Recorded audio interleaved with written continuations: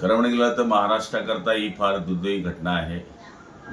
महाराष्ट्राचा खरा दादा आणि बारामतीचा किल्लेदार, वक्तशीरपणाचा माणूस, अजातशत्रू आपल्यातून हिरावून गेलेला आहे. खरं म्हणाल ते महाराष्ट्राचं फार मोठं नुकसान आहे.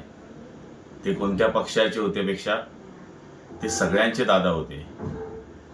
सभागृहामधलं त्यांचं शिस्त पद्धतीनं वागणं, कोणाशीही बोललं तर 5 मिनिटांमध्ये ते रागवणं, विसरणं आणि सगळ्यांवर प्रेम करणं, विकास हाच त्यांच्या मनातला ध्यास होता. आज महाराष्ट्राला ही फार मोठी पोकळी निर्माण झालेली आहे. ही पोकळी कधी न भरून निघणारी आहे. हे फक्त पवार कुटुंबाचं दुःख नाही, हे आमच्यासारख्या, तुमच्यासारख्या दीनदलित, पीडित, शोषित सगळ्या लोकांचं भयानक दुःख आहे. अशा आमच्या लाडक्या दादाला श्रद्धांजली अर्पण करत असताना मन हेलावत आहे की ज्याने सगळ्यांना न्याय दिला त्याला परमेश्वराने का न्याय दिला नाही, हे माझं परमेश्वराकडे मागणं आहे.